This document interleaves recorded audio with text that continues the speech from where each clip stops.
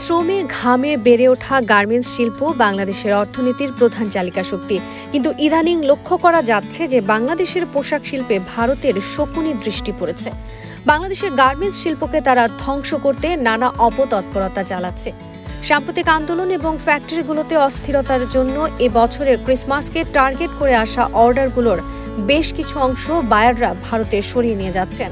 ব্রিটেনের প্রভাবশালী সাময়িকী দ্য ইকোনমিস্ট জানিয়েছে, বাংলাদেশের অস্থিরতার কারণে ভারতের ত্রিপুরা রাজ্যের কয়েকটি রপ্তানিকারক প্রতিষ্ঠান নতুন করে $54 মিলিয়ন অর্ডার পেয়েছে।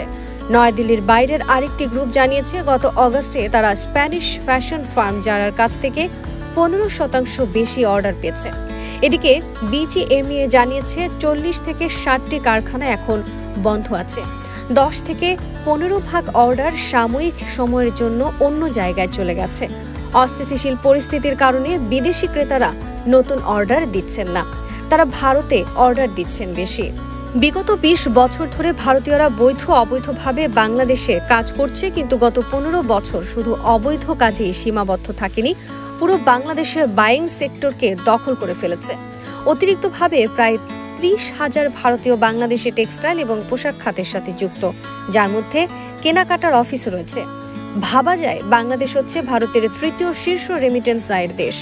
ইতিমধ্যে বিশ্বের তৃতীয় বৃহত্তম পোশাক প্রস্তুতকারক ভারতীয় প্রতিষ্ঠান রেমন্ড বাংলাদেশ থেকে তাদের ব্যবসা গুটিয়ে নিচ্ছে। তার ফলে বাংলাদেশে ইউরোপ, আমেরিকা সহ অনেক বিদেশি বায়ার হারাবে।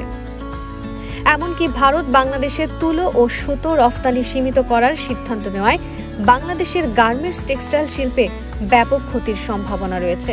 তাছাড়া গার্মেন্টস শিল্প যে অস্থিরতা চলছে তার পেছনে ভারতীয় গোয়েন্দা সংস্থার হাত রয়েছে বলেও অনেকেই মনে করছে।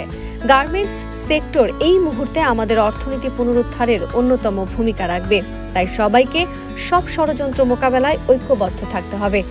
এখনই সতর্ক না হলে এবং শ্রমিক আন্দোলন ঠেকাতে সরকার কঠোর অবস্থান গ্রহণ না করলে পোশাক শিল্পের ভবিষ্যৎ অনিশ্চিত হয়ে পড়বে।